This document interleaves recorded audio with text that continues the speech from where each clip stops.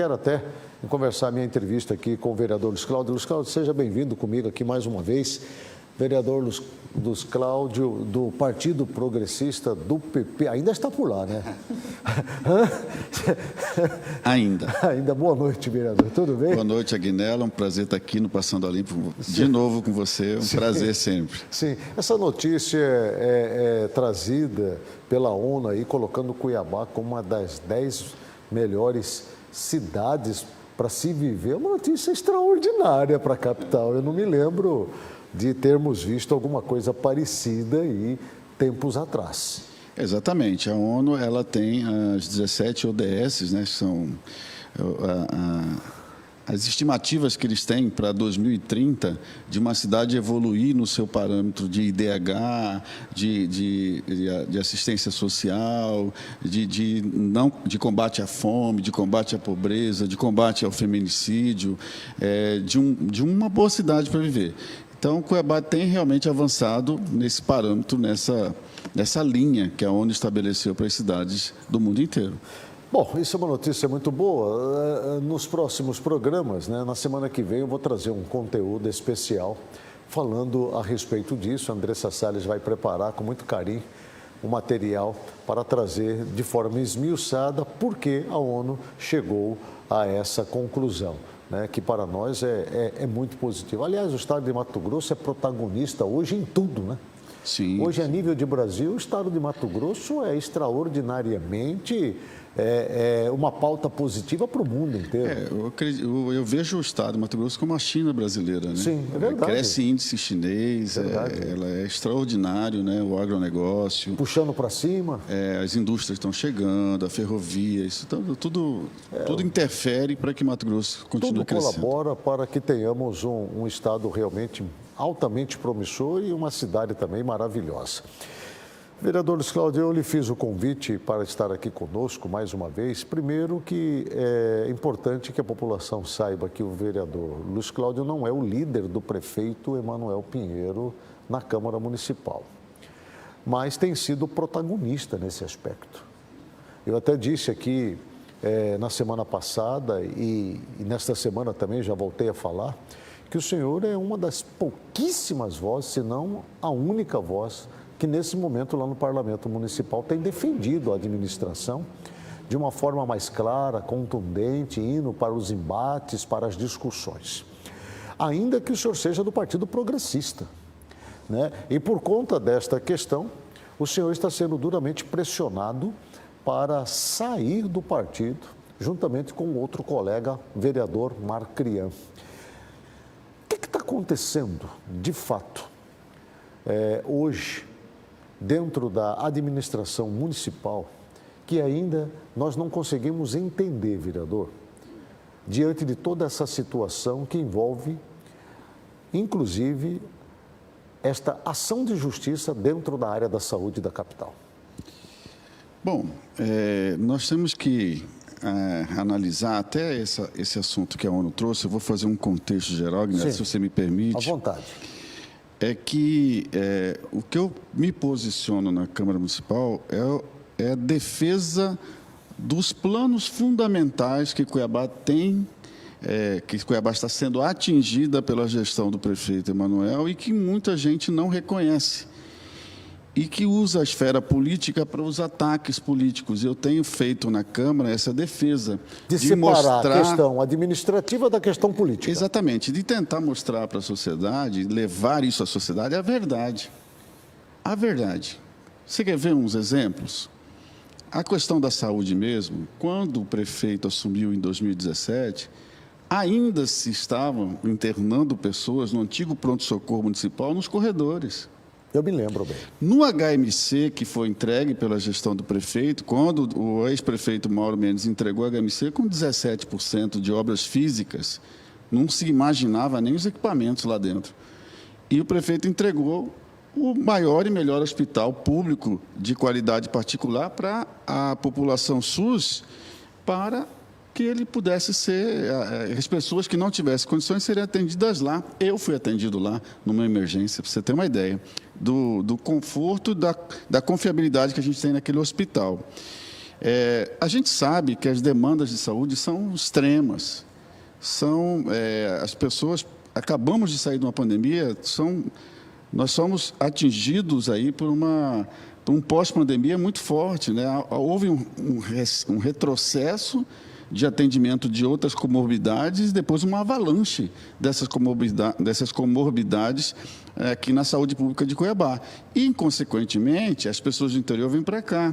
Então, há realmente uma forma de achatamento do atendimento, um certo colapso do atendimento da saúde, até porque não vem o recurso suficiente para que Cuiabá atenda também 60% dos pacientes do interior. Isso tudo foi levando, é uma cadeia, né? Foi levando até que houve essa intervenção na saúde, que o Estado de Mato Grosso é o administrador da pasta da saúde do município, né? Isso é sui generis no Brasil, na questão jurídica, porque quando você faz uma intervenção, você não faz uma intervenção setorizada numa secretaria, né? A intervenção é de um ente para o outro ente, na sua totalidade. Então, é sui generis, nós estamos vivendo essa experiência e esperamos que isso retorne para o município e que, em vez de intervenção, fosse uma união de esforços para que a saúde melhorasse. Né? Eu conversei do Estado, da União e do município. Eu conversei nesta semana, na segunda-feira, eu entrevistei o secretário de Saúde do Estado de Mato Grosso, Gilberto Figueiredo, que ainda está como deputado estadual, mas na semana que vem, quero crer, já vai passar o bastão de volta para o titular Eduardo Botelho, que já está voltando. Eu conversei com o Gilberto Figueiredo já algumas vezes. E ele me disse, em todas as vezes que eu perguntei a ele, secretário, não havia uma outra maneira, uma outra possibilidade do desfecho para uma solução na área da saúde, fosse de uma outra forma, numa forma amistosa, através de uma conversa, onde Secretaria do Estado e Secretaria do Município sentassem para discutir um projeto, um plano de ação em conjunto para resolver o problema da saúde? Por conta de Cuiabá, não só atender a capital, mas atender os 140 outros municípios, atender o estado de Rondônia, atender o país vizinho da Bolívia, atender o estado do Mato Grosso do Sul, atender o estado de Goiás, que vem para cá, Rondônia, Acre, vem buscar atendimento aqui na capital. Ele disse, olhando nos meus olhos, o seguinte: Aguinaldo, nós esgotamos todas as tentativas. Nós, por várias vezes, tentamos abrir um diálogo para um entendimento, para tentar encontrar uma saída em conjunto a respeito disso daí. Só que todas elas foram em vão. Eu fiquei preocupado, porque, na maneira como ele respondeu, para mim me pareceu que o grande problema que nós sempre tivemos aqui não foi uma questão administrativa. Não é um problema na saúde, é um problema político. E aí a minha preocupação é maior, porque se é um problema político, a questão da saúde, a questão da população de modo geral e dos interesses para tentar buscar uma solução, não é prioridade. E em não sendo prioridade, o que nós podemos esperar daqui para frente? Eu discordo da fala dele, no sentido de que o Estado sempre procurou o caminho do diálogo. Eu tenho acompanhado desde 2017 isso, pelo contrário, era o caminho do desagregar. Nunca foi o caminho do diálogo. Então, nessa fala do secretário, hoje deputado, para mim não cola. Porque quem tentou isso com o Estado, em diversas situações, foram o município pelos diversos secretários de saúde que passaram por aquela pasta, inclusive a própria Suelen, que faleceu. A Suelen tentava, nos conselhos, trazer o Estado junto, mostrando dados para buscar mais recursos para o município, para que as pessoas fossem melhor atendidas aqui, né? E a negativa sempre era de lá. Olha só, tanto que é verdade que a Justiça reconheceu, numa das ações que o município tem contra o Estado, um valor incontroverso de 18 milhões, que o Estado deixou de repassar. E essa ação de 18 ela é muito maior, está se discutindo outro valor controverso. O incontroverso, o desembargador Márcio Vidal mandou depositar, tanto que foi depositado para a equipe de intervenção. era já um dinheiro que o Estado deixou de repassar. Ora, se você quer um diálogo, se você quer buscar o entendimento e retém recursos financeiros, sabendo que os pacientes do interior são tratados aqui, então você não quer o diálogo, você quer a política. E a política faz mal para as pessoas lá na ponta. Nesse debate, faz muito mal para as pessoas. E o Estado de Mato Grosso, infelizmente, faz isso. Tanto que, na intervenção, figuras políticas do Estado estão tirando fotos com a equipe de intervenção, na frente de UPAs que querem inaugurar, que o prefeito que fez, que agora eles querem entregar. Quer dizer, está se usando a estrutura de projeção política para que jogue a população contra a administração municipal, dizendo que o Estado resolveu o problema da saúde de Cuiabá. E não resolveu. Nós estamos vendo filas e filas, gente reclamando, pessoas sendo mandadas embora e não recebendo seus direitos, unidades com ausência de médicos. Tudo isso aí nós estamos vendo durante a intervenção, que está sob julgamento se prorroga ou não agora pelo Tribunal de Justiça de Mato Grosso. Bem, com relação a essa questão da prorrogação da intervenção, a grande torcida é para que isso se estenda. Há quem diga que ela pode vir a consolidar um processo interventório até aí praticamente meados do final do ano, para lá. Pelo menos isso, obviamente, se comenta pelos corredores e isso me soa de forma assim muito desagradável, né? Mas o senhor falou aí, então, que o problema é uma questão política, não é uma questão de gestão. É uma questão política, Guinello. E, assim, eu tenho falado muito isso na tribuna, que as pessoas fazem uma propaganda da intervenção como se fosse a solução.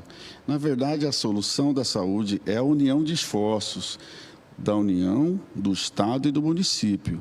Agora, um ente governar um setor para um outro ente, eu não acho certo. Ele tem que ajudar aquele setor, que a saúde é mais crônica, a dar certo. Se você pensar na população, eu falo, olha, eu vou ajudar o município, aqui dá certo. E não falar, não, eu quero intervir, não sei o quê, porque não está funcionando, o Ministério Público me socorre, por favor. Entendeu? Então, no pano de fundo disso, não meu entender, é pura política. Bom, nós não podemos ignorar a questão que envolve gestão também. Porque nós tivemos dentro da pasta da saúde, e aí eu acho que até que é importante a gente falar sobre isso, porque embora configura-se claramente que é uma questão política, porque nós estamos falando das eleições municipais do ano que vem, e tem muita gente interessada em assumir a prefeitura de Cuiabá, porque afinal de contas é a prefeitura da capital do estado de Mato Grosso, conforme nós acabamos de falar no início, a 10ª melhor cidade para se viver, segundo a ONU, é a capital do agronegócio, é o estado protagonista, portanto, muita gente tem interesse na capital do estado de Mato Grosso, né? Mas é uma questão de gestão, não tem como negar, porque nós tivemos 6 secretários de saúde arrolados na justiça, alguns deles levados presos dentro de Camburão. Concordo. E ficou configurado que houve desvio de recursos públicos utilizando empresas contratadas pela pasta da saúde. Então, aí nós temos um problema também de gestão. Temos um problema de gestão e não podemos negar isso. As pessoas que cometeram são responsáveis pelo seu CPF. Agora, os que foram citados aqui como ex-gestores do município que foram presos são oriundos da gestão do prefeito passado, que agora é governador. É uma sequência. Você está querendo dizer que esta equipe que assumiu a saúde... Não, esta equipe não. Da administração Emanuel Pinheiro, que foi arrolada na justiça, presa e que teve participação criminosa dentro da gestão, é do outro grupo? Não é que é do outro grupo. Veio da outra gestão, desde 2016. Sim. Vou citar nomes, eu não tenho problema nenhum com nomes. O Ruarque e o Célio, eles eram da gestão do prefeito, o antigo prefeito Mauro Mendes, e veio trabalhar na gestão do prefeito Emanuel Pinheiro. Então, é uma corrente. Se eles cometeram atos ilícitos, eles devem responder por isso, né? Aí, os outros secretários que foram afastados, cadê o processo? Cadê a prisão? Cadê o andamento? Cadê o indiciamento deles? Teve. Entendeu? Então foi pirotecnia? E nenhum desses casos chegou-se ao prefeito. E foi pirotecnia os demais casos? Eu não digo pirotecnia, eu digo assim, há uma forma de se fazer, tipo, investigações, né? Sem precisar ter o afastamento? Aí é critério da justiça, eu não posso, até como servidor da justiça, eu não posso nem interferir nisso, porque a decisão judicial a gente não discute, né? Mas eu estou dando o exemplo dos problemas de gestão enfrentados pelo prefeito Emanuel Pinheiro. De todos os afastamentos dos secretários de saúde, os que foram presos efetivamente e que realmente saiu na grande mídia, assim, grandes problemas, eles são oriundos da gestão passada. Não faltou o prefeito Emanuel Pinheiro, no primeiro sintoma apresentado de contaminação, de corrupção dentro da Secretaria de Saúde, não faltou ele chegar e dizer, para tudo aí, vem cá, chamar a responsabilidade para si, entendeu? Chamar a responsabilidade para si e mandar fazer exatamente uma auditoria ali dentro do setor e fazer os remanejamentos que fossem precisos, tirar quem fosse preciso, estancar esse sangramento ali já e dizer, pronto, olha, a situação estava assim, mas nós já tomamos algumas medidas para impedir que isto continue e agora vai tocar assim e eu vou acompanhar de perto, eu vou estar aqui dentro, se preciso for, eu vou colocar meu gabinete aqui para não deixar isso mais acontecer. Não faltou uma ação mais contundente do prefeito Emanuel Pinheiro? Ele tentou bastante, Aguineldo. Mas como assim tentou? Tanto que... Ele é o prefeito da cidade, ele é que manda. Eu sei, mas é difícil o ser humano, Aguineldo. Ele esteve lá, levou o gabinete dele para dentro do HMC para poder abrir o hospital. Entendeu? Só que todas as tentativas, e aí você tem 22 secretarias, né? Você não pode, ao nomear um secretário, eu fui secretário de governo. Sim. O ato de nomeação é o sinônimo de confiança que ele tem no seu secretário e ele tem que tocar a pasta dele. E ele foi buscando nomes para que, olha, dê jeito nessa questão de gestão, né? Mas, veja só, nesses afastamentos, nessas ações policiais e jurídicas e de justiça que teve, muitas dessas empresas prestam os mesmos serviços que prestavam para o município e para o estado de Mato Grosso e para outros entes federados do Brasil. Mas por que elas não estão arroladas em escândalos em outros lugares? Não sei. Né? Tem que perguntar dentro de cada processo. Por exemplo, uma empresa que foi envolvida no escândalo no município prestava serviço para o estado de Mato Grosso. Entendi. Ué, e por que lá não acontece? Acontece aqui. Então, é uma coisa bem difícil de a gente entender. Cogitou-se até que tudo o que aconteceu, parece óbvio que eu vou falar aqui, mas para o bom entendedor aí do outro lado vai compreender, comenta-se muito que o que aconteceu dentro da área da saúde foi propositivo e intencional. Ou seja, é como se criassem essas situações exatamente para agir num processo de minar a administração.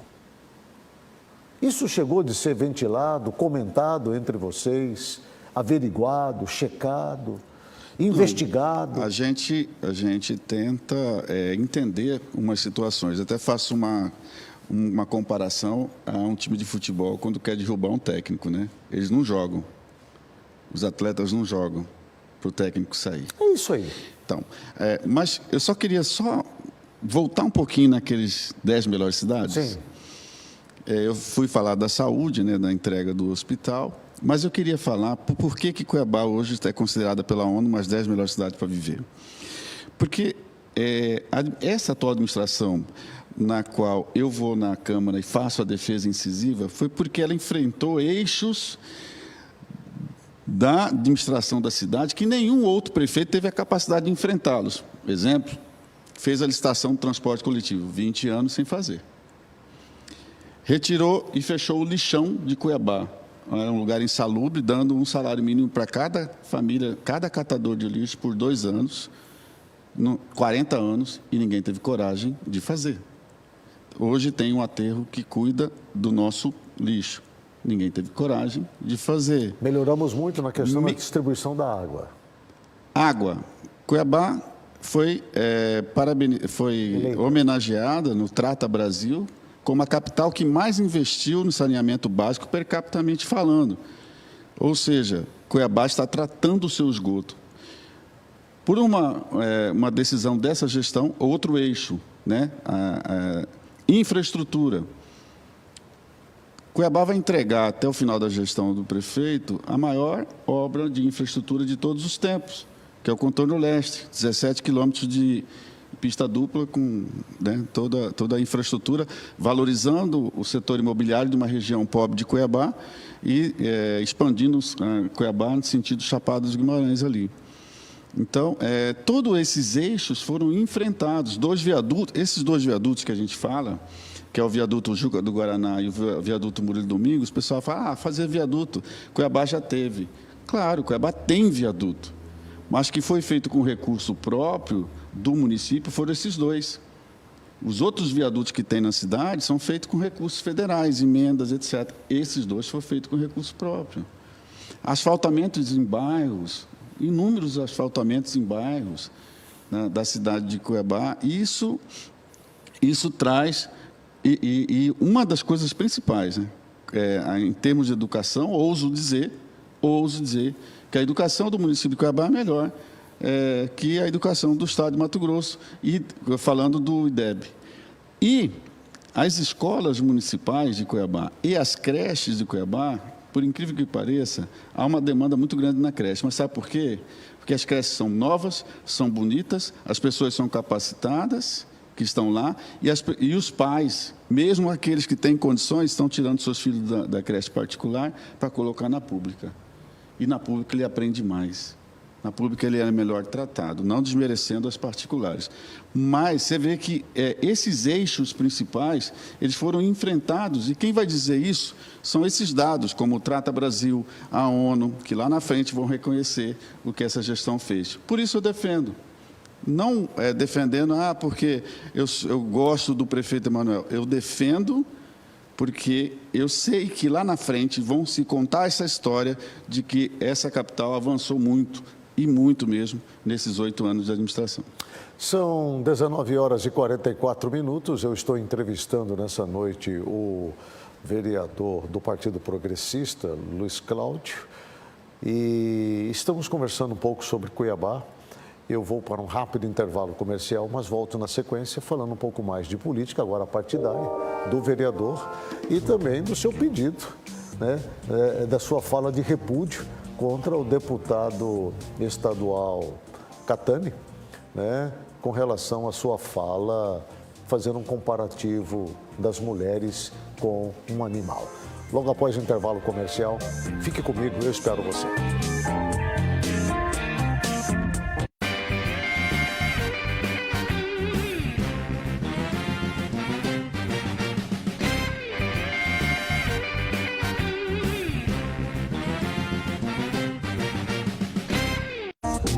De volta com o programa Passando a Limpo, estou recebendo nessa noite Luiz Cláudio, vereador pela capital aqui do estado de Mato Grosso, do Partido Progressista. Vereador Luiz Cláudio, o senhor fez uma fala de repúdio e, inclusive, com um indicativo lá, indicou, né, a retirada do título de cidadão cuiabano do deputado Catani, do PL, né? Eu confesso que eu fiquei surpreso com essa sua posição dentro da Casa de Leis. Isto se deu somente por conta do episódio, das gravações do vídeo, da fala dele, ou algo mais que lhe deixou realmente muito indignado? Bom, eu gostaria de deixar bem claro para a sociedade o que me indigna muito esses extremismos que nós estamos vivendo nesse país há um certo tempo. Eu disse que a sociedade é um pêndulo e quando esse pêndulo vai muito para a direita e muito para a esquerda, ele atinge um extremismo que ele é inconsequente para a sociedade. Ele cria uma narrativa que as pessoas chegam a falar coisas que não deveriam sair da boca nem de um ser humano, muito menos de um parlamentar representante do povo. A fala do deputado, ela é altamente, ela denigre a imagem da mulher de uma certa maneira que é inaceitável. E eu tenho reclamado do silêncio ensurdecedor da classe política, especialmente da Assembleia Legislativa, uma fala dessa e ninguém toma providência. Precisou a OAB fazer o pedido. O pedido tinha que vir de um parlamentar da Assembleia, salvo o melhor juízo. Eu estou falando, se fosse na Câmara Municipal e fosse um vereador que falasse isso, eu mesmo fazia essa representação contra ele, porque ele tem que responder no Conselho de Ética aquilo que ele falou. As pessoas têm que entender que um representante político, a fala, ela é reverberada na sociedade. Com certeza. Concordo plenamente. E quando ele fez aquele comparativo da mulher grávida, a vaca a prenha, e depois fez um vídeo com a mulher mugindo, esposa, e depois pedindo desculpa para as vacas, eu me lembrei do Arthur Duval, aquele deputado Mamãe Falei, né? Ele disse, numa viagem à Ucrânia, no início da guerra, que as mulheres ucranianas eram fáceis porque eram pobres. Sim. Esse áudio foi um choque para o mundo inteiro. Para o mundo. Esse áudio vazou para o mundo inteiro e ele renunciou antes de ser cassado. Sim. Mesmo assim, os deputados da Assembleia Legislativa de São Paulo o cassaram. Sim. Então, providências têm que ser tomadas, porque é inaceitável o comparativo da mulher, porque nós todos, homens, nascemos de uma mulher. Sim. Né? Temos uma mulher ao nosso lado. Temos uma mulher ao nosso lado. A mãe do nosso Criador, o Criador nasceu, né? Jesus nasceu de Nossa Senhora, uma mulher. Então, tudo isso remete a um desprezo. Eu sinto desprezo para essas falas. Eu falei ontem, inclusive, sobre isso, que eu não esperava jamais que ele fosse conduzir uma fala dessa, até porque ele está dentro de um partido que defende a família, defende a religião, defende Deus, defende a pátria, defende a ordem e progresso que está muito bem estampada nas cores da bandeira nacional, defende os valores da família e, de repente, me faz uma fala dessa. Eu, sinceramente, fiquei muito decepcionado com ele ontem, falei aqui e não retiro uma palavra do que eu disse. Foi um absurdo e eu espero, sinceramente, que a Assembleia Legislativa tome providência com relação a isso. Com relação, inclusive, Andressa, você tem informações da Assembleia Legislativa com relação a alguma manifestação de lá? Sim, os deputados Max Russi e Wilson Santos atenderam a equipe do nosso programa, falaram sobre a polêmica, né, envolvendo o deputado Catani. Inclusive, houve divergências entre o posicionamento de alguns deputados. A matéria é de Danilo Figueiredo. Na tela, por gentileza. Essa matéria é matéria 9, 10, qual ela é? Passa para mim, por gentileza aí. Isso. Matéria daí. 8. Essa matéria do Danilo, né? Traz para nós, por gentileza, coloca para mim na tela, por favor.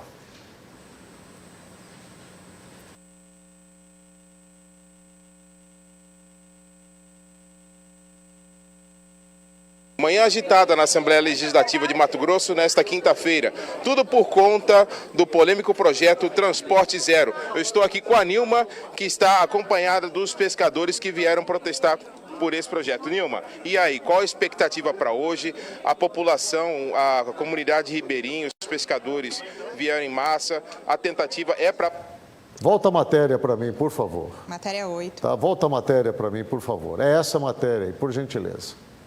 Não, a imagem da casa está boa, a Assembleia tem feito seu papel, os deputados têm trabalhado bastante, a gente tem valorizado o recurso público, e as atitudes individuais, aqui é um colegiado, são 24 deputados, cada um acredita em algo, cada um defende a sua bandeira, defende aquilo que acredita, é a representação do povo de Mato Grosso, então existe uma parcela da população que acredita, que tem um perfil que acredita num tipo de deputado, e outro em outro, então a gente tem que respeitar todas as as opiniões, as divergências, e faz parte do parlamento essa discussão, esse travamento de ideias. Agora, é lógico, dentro daquilo que a maioria da sociedade acredita e quer que seja feito dentro da Assembleia. Tem a comissão, né?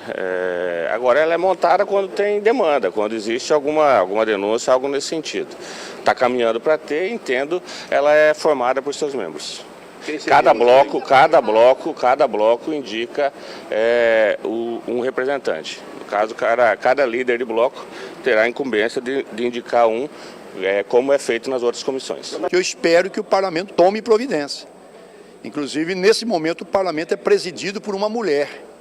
E ela sabe que essa situação não é a primeira vez que ocorre. Já é uma reincidência nessas agressões, nesse tipo de tratamento primitivo, né? Inaceitável contra um ser humano que dá a vida. Eu tive mãe, esposa, que me deram filhos, tenho esposa, tenho irmãs, tenho funcionárias que atuam no meu gabinete. A própria colega Janaína não merece esse tratamento, serem comparados com vaca, né? Aliás, abaixo de vaca, né? Porque o colega pede desculpa às vacas por terem comparado as vacas às mulheres feministas, né? Quer dizer, estão abaixo de vaca, né? Eu estou nesse parlamento no 5º mandato, fui 6 anos deputado federal, fui secretário de Estado, fui secretário da capital, fui prefeito, nunca tinha visto nem ouvido nada semelhante. Jamais eu vi algo semelhante. Eu espero que a Assembleia possa tomar todas as providências regimentais, legais, constitucionais, e eu entendo que a imunidade parlamentar não acoberta esse tipo de agressão. É um crime inafiançável e descoberto em relação à imunidade parlamentar.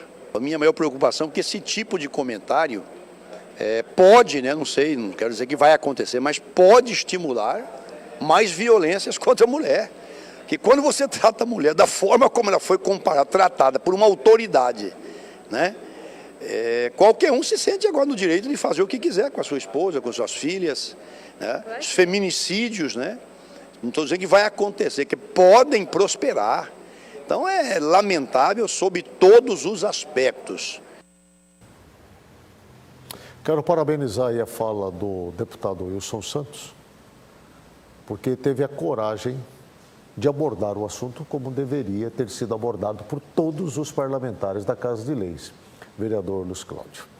Bem, enfim, o posicionamento do vereador Luiz Cláudio é muito semelhante ao posicionamento do Wilson Santos. Saindo desse assunto, que nós obviamente não vamos esquecer, com relação à sua situação dentro do Partido Progressista. O senhor sai, o senhor fica, né? Porque o senhor já foi expulso do partido, né? Só faltaram assinar o documento de expulsão, mas nas entrelinhas, nas palavras, na maneira como já estão lhe tratando dentro do partido, assim como o próprio vereador Marcrian, que é também do PP, é um caso de expulsão ou de convite de saída urgente da sigla.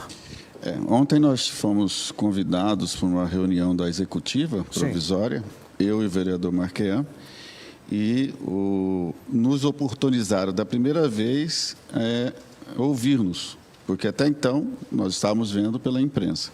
E o posicionamento foi, eu pedi, a decisão da executiva estava tomada com relação ao rompimento com a gestão do prefeito Emanuel Pinheiro, eu pedi que a execução dessa decisão fosse prorrogada lá para frente, porque esse assunto não poderia estar sendo falado agora, em razão de que as eleições só ocorrerão ano que vem.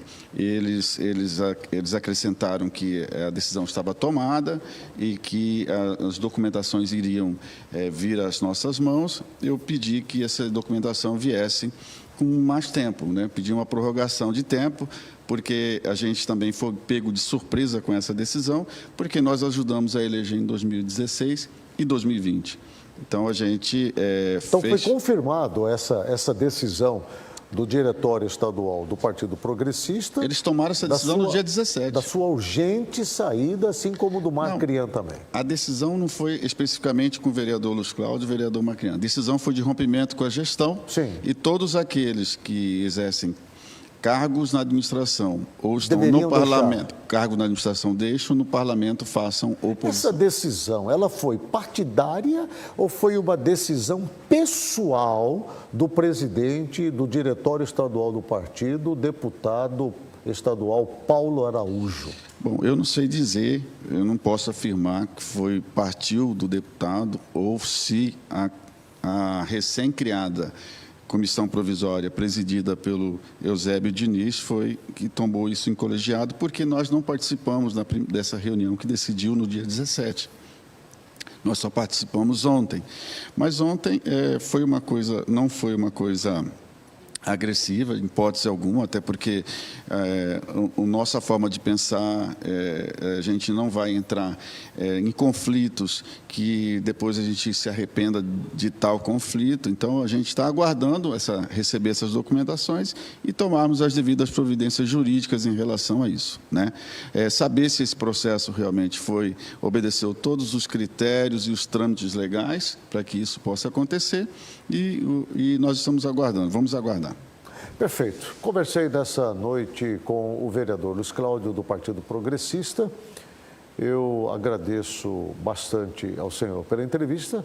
Vamos esperar a confirmação da sua saída e para qual partido vai, né? Nós já sabemos aí que tem alguns partidos aí já com as portas abertas para os vereadores do PP.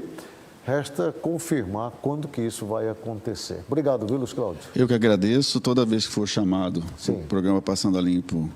Primeiro pela sua competência jornalística, sua destreza aqui na condução do trabalho jornalístico, né? Muito respeitado não só em Cuiabá como em Mato Grosso. Um abraço para a Andressa também, que está sempre conosco na Câmara e à disposição para esclarecer às sociedades o que tiver ao nosso alcance. Perfeito.